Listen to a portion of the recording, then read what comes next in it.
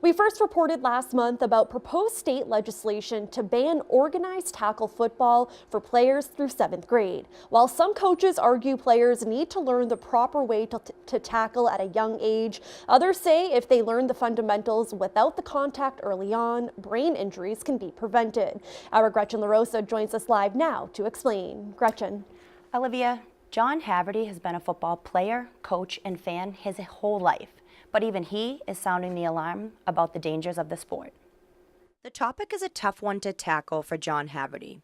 He developed short-term memory loss from head trauma he suffered as a young football player.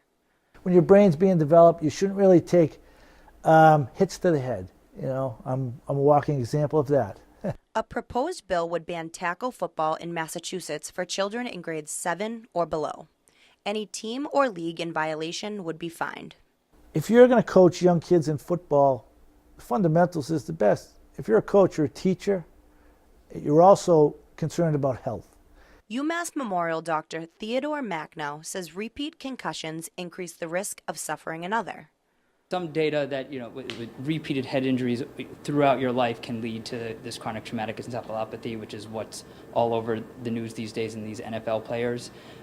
It is not well figured out sort of how many hits you need. I think there's a lot of ambiguities with law. Why are we choosing football and not some of the sports that have higher rates of concussion or catastrophic injury? As a coach for 30 years, Haverty says many head injuries get overlooked for the sake of the game. If I didn't need medical attention right away, but you can kind of mask it and hide it, most kids that like to play won't tell anyone. The bill is based on research of long-term consequences from repetitive head impacts while the brain is still developing. Blows to the head can lead to different things: memory loss, dementia, early onset Alzheimer's.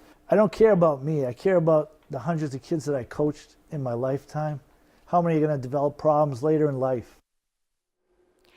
Now, Haverty says he has 3 grandsons that he says he would love to watch play football, as long as they wait until they're older to tackle.